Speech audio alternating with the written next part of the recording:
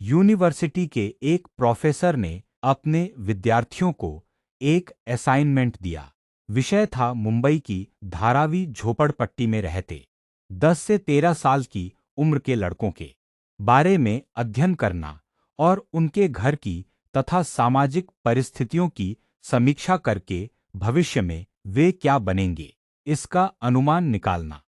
College विद्यार्थी काम में लग गए।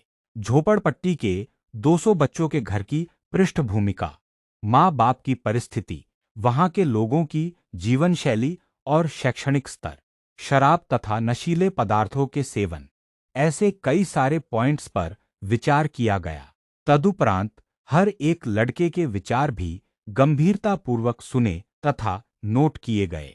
करीब करीब 1 साल लगा असाइनमेंट पूरा होने में। इसका निष्कर्ष ये निकला कि उन लड़कों में से 95% बच्चे गुनाह के रास्ते पर चले जाएंगे और 90% बच्चे बड़े होकर किसी न किसी कारण से जेल जाएंगे। केवल 5% बच्चे ही अच्छा जीवन जी पाएंगे। बस उस समय यह असाइनमेंट तो पूरा हो गया और बाद में यह बात का विस्मरण हो गया। 25 साल के बाद एक दूसरे प्रोफेसर की नज़र इस अध्ययन पर पड़ी। उसने अनुमान कितना सही निकला यह जानने के लिए 3-3 विद्यार्थियों की 5 टीम बनाई और उन्हें धारावी भेज दिया। 200 में से कुछ का तो देहांत हो चुका था, तो कुछ दूसरी जगह चले गए थे। फिर भी 180 लोगों से मिलना हुआ। कॉलेज विद्यार्थियों ने जब 180 लोगों की जिंदगी की सही सही जानकारी प्राप्त की, तब वे आश्चर्यचकित हो गए।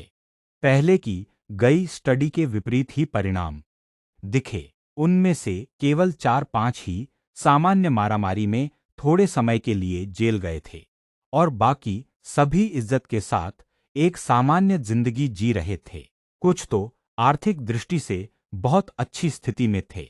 अध्ययन कर रहे विद्यार्थियों तथा उनके प्रोफेसर साहब को बहुत अचरज हुआ कि जहां का माहौल गुनाह की और ले जाने के लिए उपयुक्त था, वहां लोग मेहनत तथा ईमानदारी की जिंदगी पसंद करे। ऐसा कैसे संभव हुआ?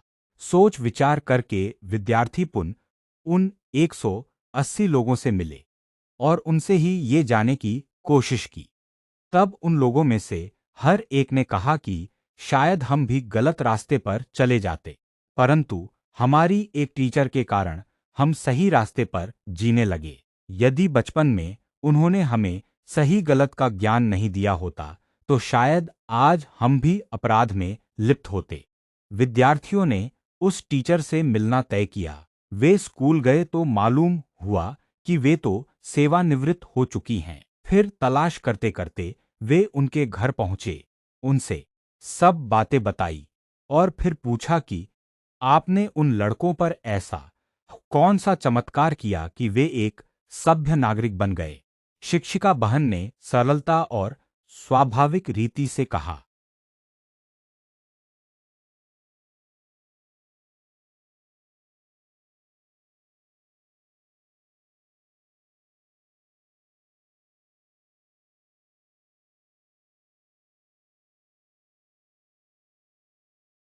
चमत्कार? अरे, मुझे कोई चमत्कार वमत्कार तो आता नहीं। मैंने तो मेरे विद्यार्थियों को मेरी संतानों जैसा ही प्रेम किया, बस इतना ही। और वह ठहाका देकर जोर से हंस पड़ी। मित्रों, प्रेम व स्नेह से पशु भी वश हो जाते हैं। मधुर संगीत सुनाने से गौ भी अधिक दूध देने लगती है।